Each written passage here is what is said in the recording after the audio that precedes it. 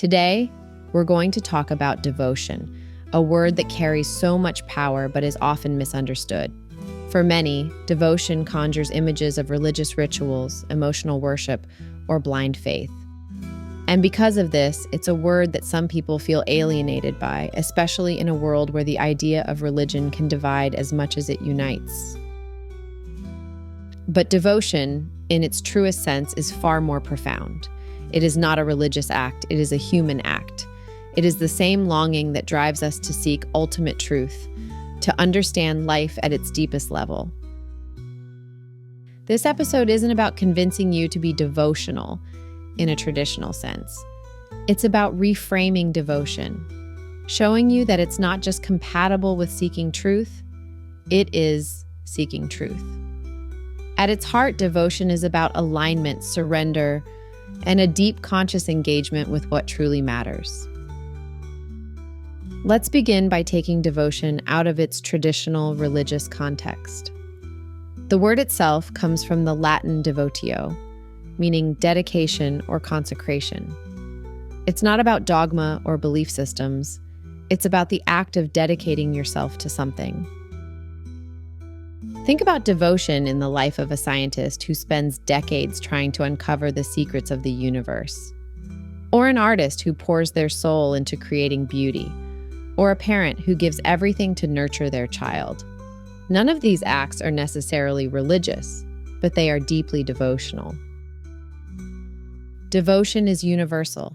It's the energy behind everything we do when we align with something greater than ourselves. It's the love that compels us to go beyond our comfort zones, to give ourselves fully to a cause, an idea, or a truth.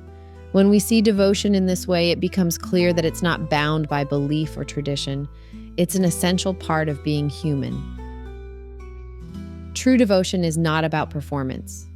It's not about rituals or rules. It's about surrendering the idea that we, as separate individuals, have complete control. This doesn't mean giving up responsibility or effort. It means recognizing that the self we cling to, the one trying to control, prove, or hold on to everything, is an illusion. Devotion is the act of letting go of this illusion and opening ourselves to something far greater. This is where devotion and the search for truth become one. To seek truth is to admit that we don't already know. It's an act of humility, of surrendering to the unknown. Rumi captures this beautifully when he says, "Fall into the hands of the beloved like a ripe fruit. Surrender is the sweetness of devotion." It's not about blindly following, it's about stepping into the mystery with trust. Unfortunately, devotion has often been misrepresented. In some contexts, it has been reduced to mere outward actions, bowing, chanting, performing rituals, without the inner engagement that gives it meaning. For others, devotion has been tied to blind faith, where questioning is discouraged. This has led many to dismiss devotion as something outdated or irrational. But this misunderstanding misses the point. True devotion is not about suspending reason. It's about integrating the heart and mind, bringing your full being into alignment with truth. It's not about obedience, it's about openness. Devotion is not an act of weakness. It's an act of immense strength. It requires courage to let go of the need for certainty, to trust in something beyond your own understanding. When we think of devotion as an internal state rather than an external act, everything changes. It's no longer about bowing to a deity or following rules. It's about being fully present with life, offering every thought, action, and breath to the unfolding of truth. This kind of devotion doesn't require belief in God. It only requires a commitment to what is real. Rumi often speaks of the beloved, not as a person or a god, but as the truth that calls to us from within. Devotion to the beloved is the same as seeking truth. It's a love for what is, a longing to know life at its deepest level. And in this longing, the sense of separation dissolves. The seeker and the sought are revealed to be one. Here's where devotion and the search for truth converge completely. Both require the death of the separate self. This doesn't mean physical death. It means the death of the ego, the me that sees itself as apart from life. When we cling to this false self, we cannot truly see. We cannot know unity because we are too busy defending the illusion of individuality. Devotion, in its purest form, burns away this illusion. It's like a moth drawn to a flame, surrendering its identity in the fire of truth. But the moth doesn't truly die. What disappears is its false sense of separation. What remains is light. The same is true for us. When we let go of the ego, we don't lose ourselves. We find what we truly are. This might all sound abstract, but it's not. Devotion is something we practice every day, whether we realize it or not. When a scientist dedicates their life to understanding the cosmos, that's devotion. When an activist works tirelessly for justice, that's devotion. When a parent sacrifices for their child, that's devotion.